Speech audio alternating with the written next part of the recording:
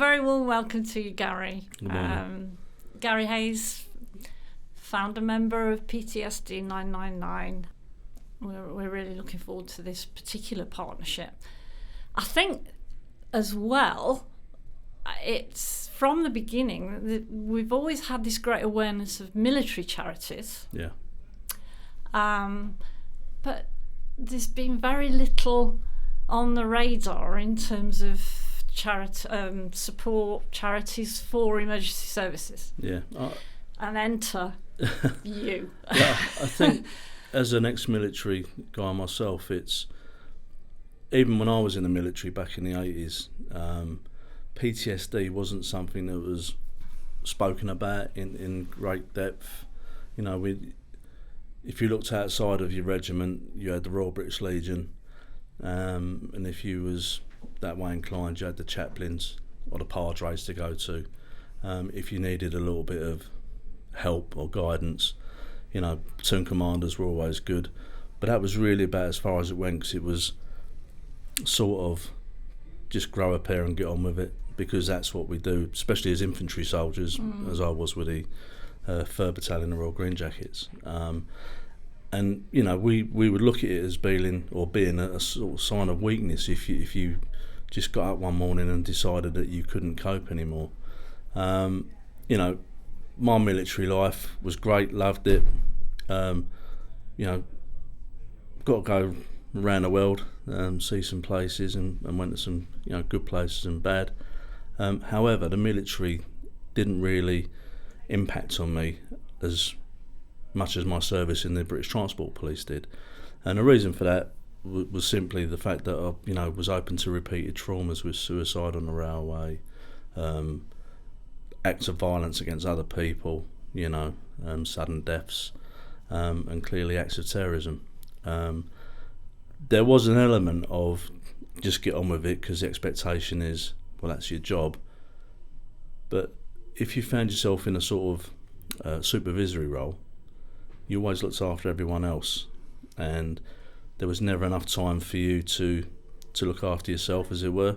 And again, you know, we wouldn't do that because we didn't want the rest of the boys and girls to see that you were struggling, i.e. sign of weakness, because everyone looked at you as being the go-to sort of person.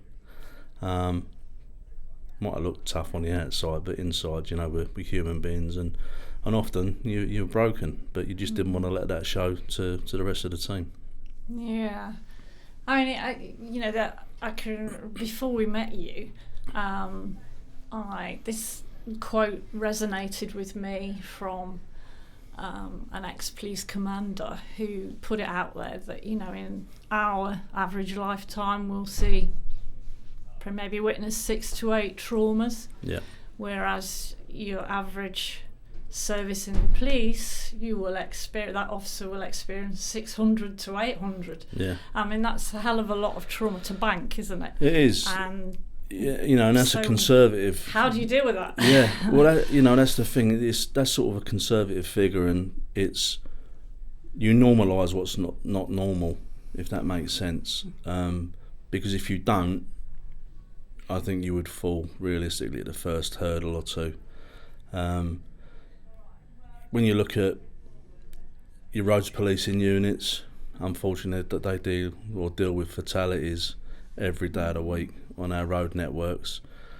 Ambulance, paramedics, technicians, you know, they're seeing trauma on a regular basis. And it was the same for us in the British Transport Police. You know, sometimes you could be unfortunate enough to average between 3 to 5 fatalities a week. And there's always the sort of, dare we say, knock-on effect of, once you'd dealt with that scenario, very often, because there were so few of us, you would have to then sort of go and deliver the death message, or I believe it's called a grief message now, and spend some time with the family and sort of relive that experience. But as soon as you came away from the family, irrespective of how long you've been with them, you would leave that family with that devastating news, the worst news they'll ever get in their lives. And as soon as that front door was closed, you'd have another job, and you had to just deal with that. There was never any time for compression. I think out of all the free emergency services, the fire brigade really are in a more fortunate place, whereas when they get back to the fire station, they can go back to the mess room and the watch commander will sit them down, and if it had been a particularly bad job, they can have a brew before the bells go down again and discuss it. But for blokes, it's really, we just struggle. We just don't show our emotions. And when we go out delivering our awareness presentation now, that's really the key thing. You know, we're not turning people into clinicians or doctors. We're just trying to say, look, these are the signs, these are the symptoms. If you can see just one or two of these, not only in yourself but in your colleagues, that's great. But look outside of that window as well, because that trauma will follow you home. And it has a massive impact on your families. So if we can give people that level of awareness, you know, then we're achieving somewhere. And you're in that place where people might, when you try and help others, well, you know, you're not standing in my shoes, you don't understand, but wow, you've been there, haven't you? So, you know. Yeah, you know, you're often taught in the police, especially when you're going through your basic training, that if you come across a victim of crime or a victim of violence or whatever else, you should never turn around and say, I understand what you're going through, because invariably we don't. As a chronic complex sufferer of PTSD myself, and having been to that end, they would say, scale of it, where I went to take my own life, I do understand. So when we get people contact us, whether it be via email or the phone or even at presentations, I actually do understand. And you know, we don't sugarcoat anything that we do, because there's no point. No. You can't dress up what already is a very, very bad situation. You can shed a bit of light on it, give the people the benefit of your humble experiences, and if it helps, that's fantastic. You know, and equally, if we can get them before a clinical or trauma-focused therapist, then that's even better. But it's down to the individual to want to take that next step, because it's so hard,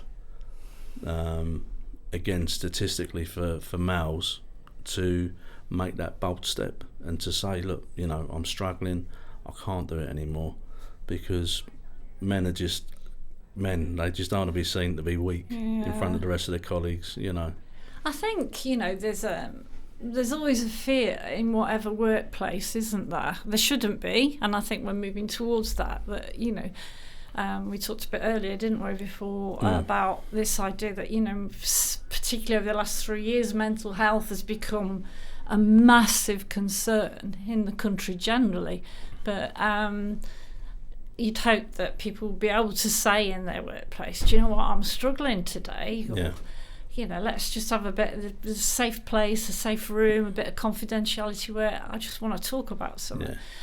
When you're talking about the services that you're delivering, you know, in the emergency services, that's massive, because you're giving so much.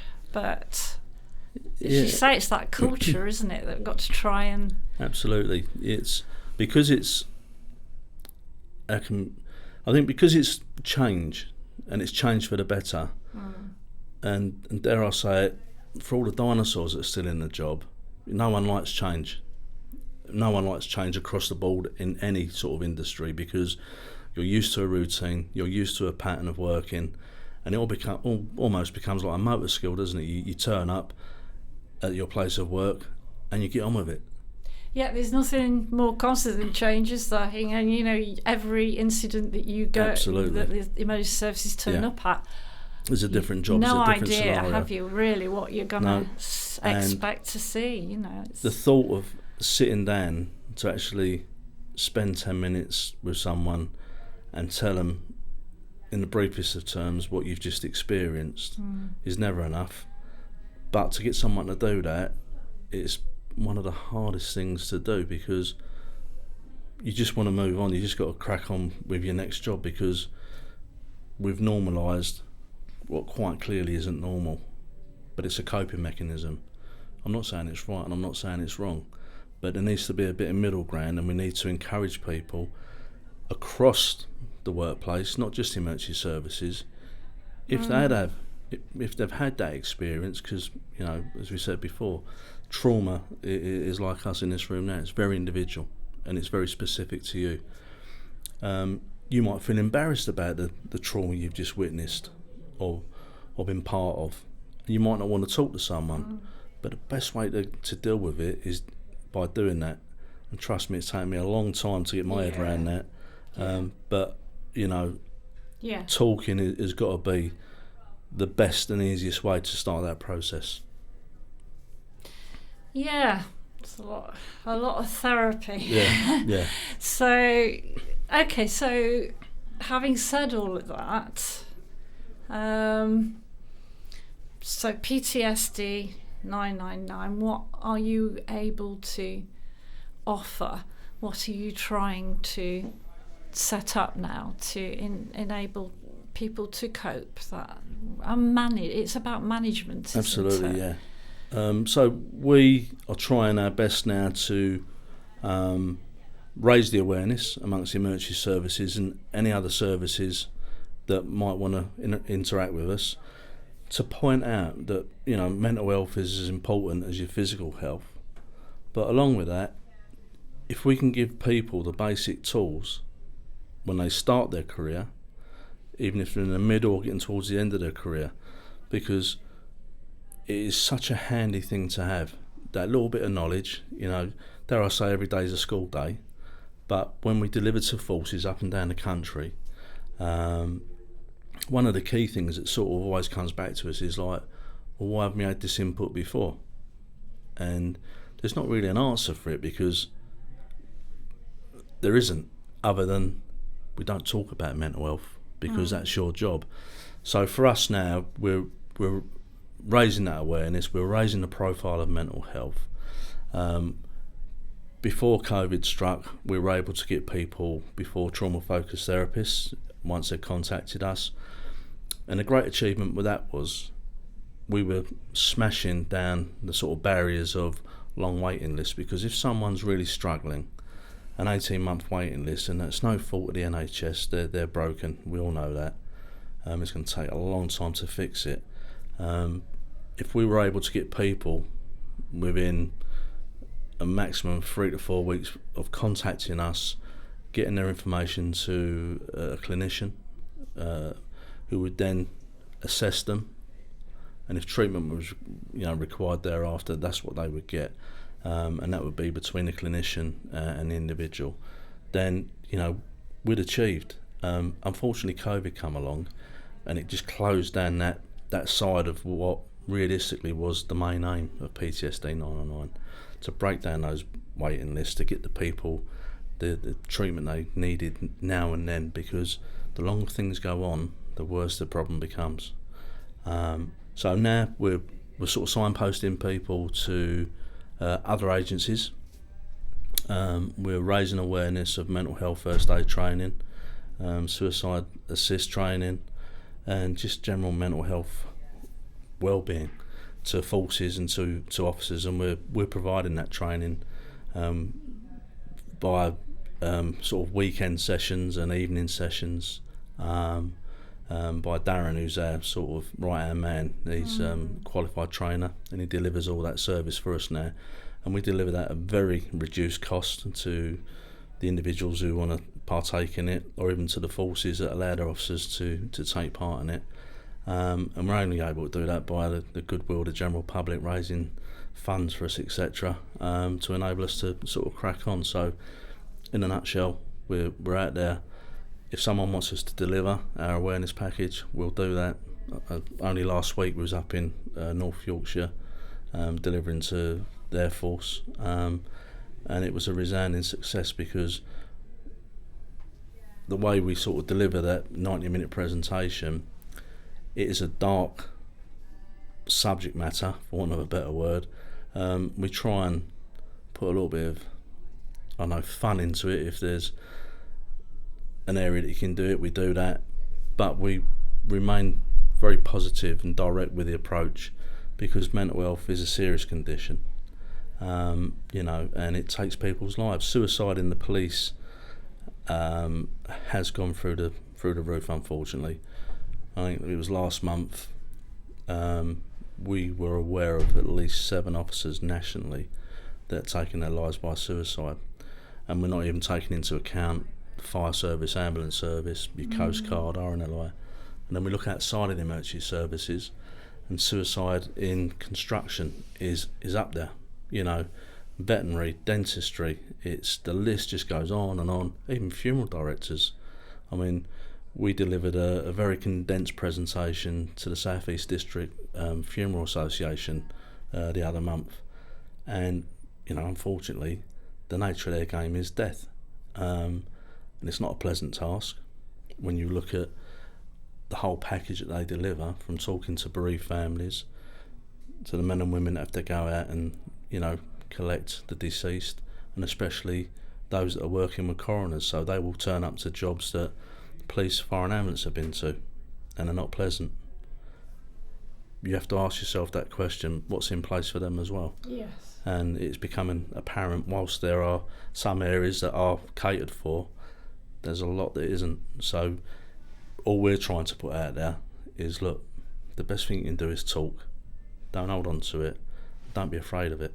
Mm-hmm. In fact, almost embrace it, because you'll come away a better person.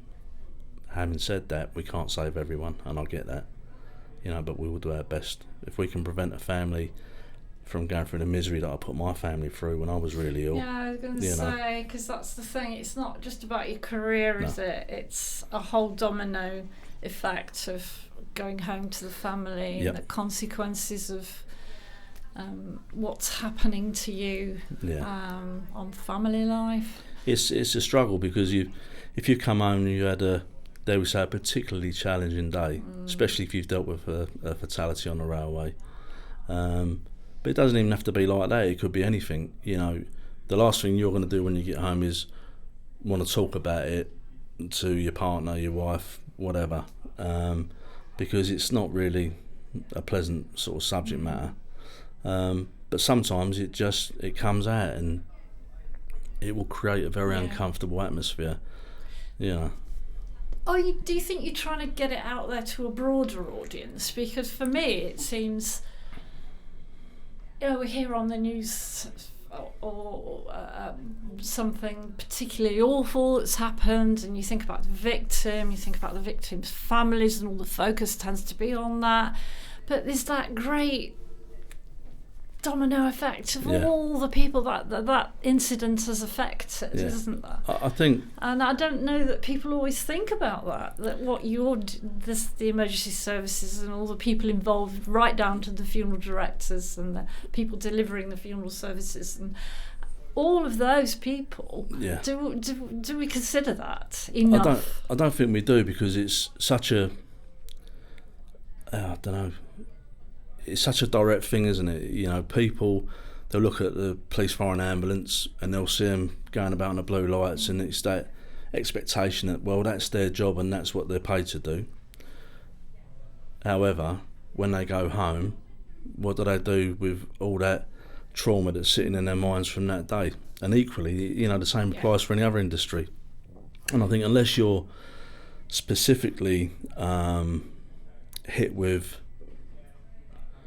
a trauma via a family member who's struggling with their mental health, we just don't address it, because it's, you know, it's one of them taboo subjects that we just don't like talking about. And then it's having the strategies to manage it, isn't it? Absolutely. Where do they come from? That's it. There's got to be organisations that are putting that in your tool bag, isn't there? Yeah. So for us, you know, our presentation is made up of many sort of factors, and we have to follow the nice guidelines set out by the NHS, and you know, we use the World Health Organisation as well, and their guidelines, they might be a little bit outdated, but a lot of the stuff that we do as well is from your personal experiences in whatever part of the working world you find yourself in, whether it be the military, the emergency services, any other industry, because everyone's got a story, everyone's dealt with a trauma, and it doesn't matter how big or the perception of how small it might be, it's all as equally important because it affects everyone in a different way. So for us, we're just trying to break down those barriers and say, look, you know, whilst trauma is a very difficult and unpleasant experience, let's try and lessen the blow a little bit by talking about it. And if we can talk about it in such a way that we will encourage others to look at trauma and not minimalise it and make it out to be something that it doesn't have to be, but just giving people the strength to talk about it. And I never believed in that, trust me. When we first started doing this, I was a bit of a, bit of the old brigade really. It was just sort of, well, that's what I did and it was my job, and you know, I don't see why I should be telling everyone about my experiences because there's people who've got far worse experiences than me. However, when we give our presentation, I find it quite cathartic in a very selfish sort of way, because at the end of the presentation we have a big reveal of our case study and whatever else, and often people don't see that coming because they're quite engrossed in the story, and they're only engrossed in the story because as we go through it, we're giving them the ability to check off a list in their own mind that, yeah, I've done that, yeah, that's me, goodness me, I've been doing that for so long. And you can see it in the audience because all the heads are nodding, some are just sitting there and visibly upset, and you know you're hitting the salient points because we're all human, we've all got emotion, we've all got feeling. Let's start turning that around and let's encourage people to talk. You know, It's difficult for a lot of people in the emergency services, and I guess in any sort of organisation. If you're worried about sort of promotional aspects, then the last thing you want to be doing is putting your hand up and saying, I can't do it anymore, because, you know, are you worthy of getting that promotion, to be a leader, to be a supervisor, to be whatever? Yeah, it's that thing about taking a back step. Actually, that's all right, isn't it? Sometimes, of course it is. You know, it's just to take a breath, take a check pace, yeah. You know, we're not. That's a lot of us are not sort of the way, built in that manner. But then it's interesting when you said about reaching out to people at the start of the career. Surely that's where we want some input, don't we? So absolutely. And you're saying about telling your story. There are signs to look for, aren't there? Yeah, and absolutely. it's like, whoa, yeah. So I think that's something we don't tend to do. And No. sometimes we're learning. We're taking the exam before we've learnt the lesson, aren't we? There's that expression, isn't there? So very true. Yeah. I remember when I joined the police, I was classed as a mature student. I was about 33 or 34, I think it was. And when it comes to a specific part of our training around dealing with fatalities, I would suggest the cohort, because of that macabre side of it, was all sort of looking forward to seeing something to just ready and steady ourselves for what hopefully would have been a very long career. So we've got that education. So when we go to our first suspicious death or fatality or road traffic collision that ends up being a fatal, you are prepared to a degree, but there is nothing that prepares you for that first job. Nothing at all. And you turn up and it's nothing like the input you've had in your training, because it can't be. You know, you can be shown sort of, dare we say, old stock videos of imagery from the TV, you know, kids playing near a rail track with a football, the ball goes over the fence and there's a train coming and one of the kids jumps over the fence and all the other kids are looking, and then you see the kid near the track who's going to pick the ball up from the 4 foot, so that's the bit in between the two running rails, and then the train's there, and then all that's left is a football and a training shoe, and that's all the input we had, you know. And it's like, blimey. And then we were shown some pictures of people that have been electrocuted, you know, all very unpleasant, but it didn't prepare you. It's not real. No. Until you go out there. You go. And you can train as much as you want for any scenario. But until you're physically there doing it, that's when I would suggest you're starting to build up that that toolbox to carry you on through the rest of your career, because unfortunately you've had that live experience.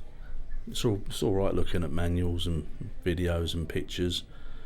It's a bit of a guide, but when you're physically there doing what you've got to do, especially if you're trying to save life, you can do as much time in a classroom with a resusciani as you want, you know, but when it's real. So what you're saying really, Gary, is there needs to be, particularly in our world as it stands right now, with all that's going off in society, surely there's got to be more input into the training. Yes, I would suggest so. And don't get me wrong, I'm not wishing that people go to these terrible situations.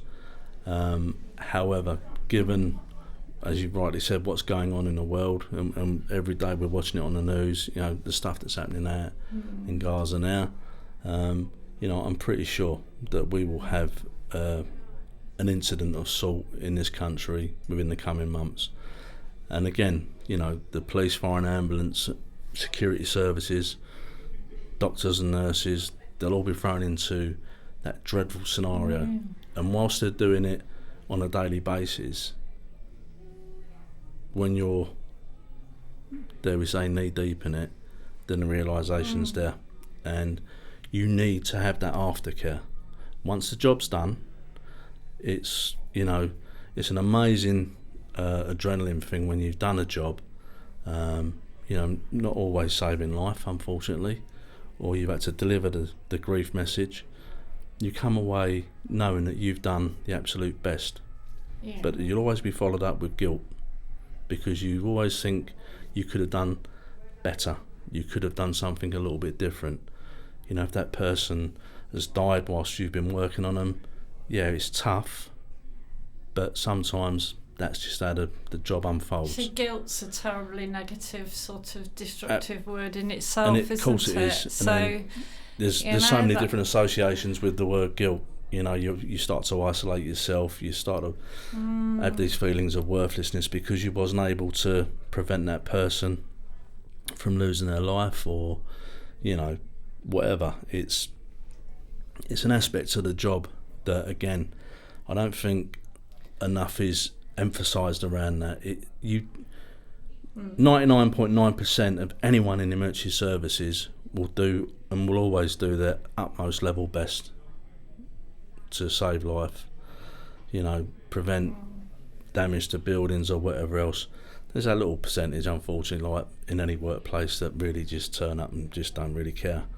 You know, and the police are going through a bit of a bad time with the press at the minute through the quite destructive actions of certain individuals, but it doesn't reflect on the service in general, because the vast majority of officers out there are doing their level best. Damn good people. Absolutely. Yeah. You know, they turn up to work, you don't know what's going to happen, and you get through that day and you take on board whatever comes your way. But there's often no room for decompression, and there should be. Yeah. You know. Because that's the unique thing about the police, isn't it, against a lot of other careers, is that you just don't know on any day what you're going to be facing, do you? I mean, you know, I could turn up for work and just build myself up for a day when I was a police officer, just suspended in the nick, not because I didn't want to go out and work, it's because I had loads of case files to prepare for court.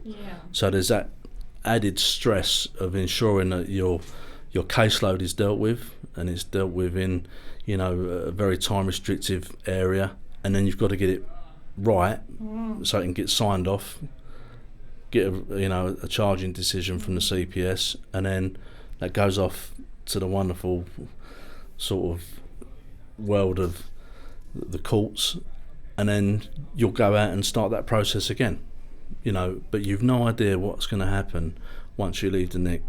You'll have your radio on, and if you was a response driver such as myself, whilst you're working away, you'll be listening to the radio, and a call might come in for a victim of robbery, a suicide, someone about to take their life by suicide, a fatality, you know, a road traffic collision. It could be anything, and you just drop everything and you go. If you get back to your paperwork, that's great. If you don't, or sadly it's going to have to wait.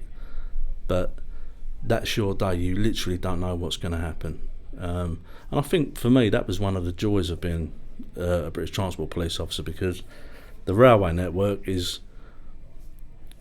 an amazing place to work, because it's got loads and loads of different challenges, and I'm taking nothing away from the sort of Metropolitan Police or any of the county forces, because policing our communities is a tough gig anyway. But we used to do that on top of working in our environment, which made it that bit more special, because you literally could have anything happen and then you'd have to turn up and deal with it, often by yourself, sometimes, which wasn't a good thing. But it's part of the job, and that's, dare I say, as we said earlier on, you've normalised that very restrictive and destructive part of your work, because it's your job. That's what you've got to do, And if you're looking after a team of cops, then that's what you've got to do. You can look after them, and then when we finish our shift, whether we all go off together or not is another thing. But as long as they're okay, but when you leave, you've got everyone else's weight on your shoulders. This is a hell of a legacy you've started here, Gary. Because that relentlessness of trauma, your brain at some point has got to say enough. It's your legacy is amazing. That I can't believe that there's not been a lot more a lot sooner. But it's a work in progress. Such a I look big at expectation. It is. Anybody, isn't it? I often say when we deliver our presentation that many years ago, and rightly so, we used to have nurses in custody suites. So when you brought your detained person in, as soon as you are in contact with that person, you've got a duty of care towards them, and that's absolutely right. You've taken their liberty away on suspicion of committing an offence, and therefore you need to look after them. So irrespective of the job, you take them into custody, you would give the details of the arrest to the custody sergeant or the custody officer, and if there was any hint of any injury or any trauma during that arrest phase, then the nurse was there to speak with the detained person. Not for us. We would then go away and do our notes and get ready for interview, and we would interview the individual. We would then carry on getting our file together. A decision would be made whether they were to be charged or bailed, and then we'd be out doing it again, if we will, bypassing the nurse. And I often questioned why we weren't given time to go and speak to the nurse if we wished to. Yeah, I'm not suggesting it was something that we had to do, but if you felt the need that you had to go and speak to the nurse, we often got injured during the arrest phase, and a doctor would just look at us, and it always reminded me of the army. A bit of cream and plaster, bugger off, and you'll be all right. You know what I mean? But things need to sort of change, and I'm sure in some areas they are, but. I can't believe that there's no access really for whether it's some sort of therapy to like you say, the fire and rescue, they'll go back and they have a debrief, and I know they have their own ways of managing all of this, and there might be a bit of dark humour in there, which is totally understandable, because I think, in especially in the police, but where are your psychologists? Where are your... They're nowhere, because I think they're helping you. It's just simply not, or it wasn't there then. We used to be, there was a thing that was bandied about canteen culture.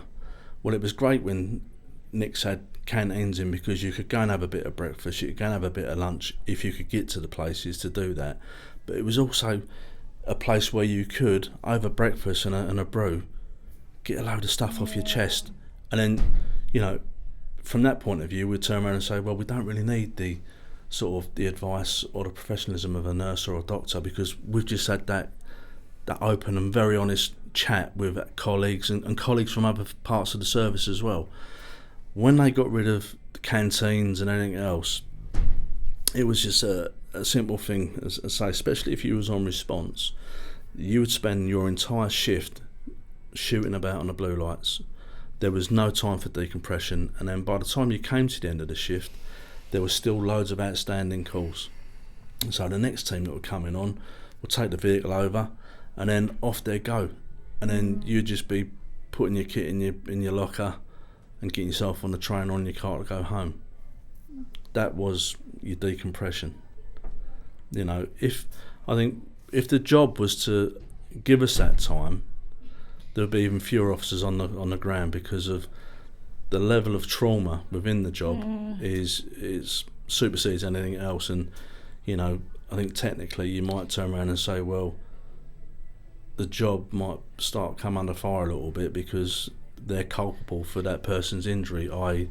PTSD. It is what it is. It's a brain injury, and you've only got that because you've been exposed to repeated trauma. You know, there are, you know, again, I'm talking generally, there are some forces that are really good at looking out for the welfare of their officers. There are others that... Finding outlets, yeah. You know, We've talked to police federations where they're set up sporting, organisations and stuff, taking part in a lot of like the football teams and stuff like that. And they say the changing room is one of their best places for just talking. Someone will say something, and it's almost like they've given the rest of the team that key to the door to open it up and then just crack on and you know, before you go out. So like this coming Wednesday, I'm going down to Hampshire to watch, I think it's Sussex police service play Surrey, I think it is, rugby team, and it's a competition they're in. But you know, within those teams, there's going to be a lot of emotion, there's going to be a lot of pent-up aggression, but equally, they're all going to be wanting to do the one thing, and that's talk, and they just need that avenue to do it. You know, we've had been approached to take part in some way in a thing that's developing, like an emergency services disabilities games, almost like Invictus. Okay. It's still very much in its early days, sort of just trying to work out what's going to be the best way. You know, I think it's going to be very inclusive of serving and retired officers, but all those that have specifically received injuries whilst on duty or left the services as part of a result of an injury. I think it's got a lot of legwork to be put into it, but I think it will be on par with Invictus, because I'm not saying we need to forget about military. We should never ever do that. I marched at the Cenotaph in my regiment only the other weekend, and it's a day of remembrance. It's a day of thinking about those that made the ultimate sacrifice. But we need to start looking at post-traumatic stress. It doesn't only affect the military, it affects everyone, no matter what line of work you're in. But given today's standards from the public towards emergency services, you know, fire and ambulance are repeatedly attacked now when they're going out on jobs. They get called out on jobs just to be ambushed. You know, it's just so wicked. You know, we used to laugh about it with our colleagues from the fire and ambulance service because, you know, we were the main sort of targets because we were the police. I sort of understand it a little bit because no one likes authority, no one likes to be told that you can or can't do something. But for the men and women in those two services, it's outrageous that they're being called to these non-existent jobs and they're getting ambushed and they're having bricks thrown at them, fireworks. You know, we saw it again early on this month with Bonfire Night that week. The amount of fire crews and ambulance crews that were attacked up and down the country, it was just beyond shocking. And again, you have to ask yourself, whilst they've turned up to do a specific job, nobody goes to work to be assaulted. Absolutely. and then take away that trauma. So again, that's a whole new level of sort of stuff, and how do we deal with that? How do we box it up?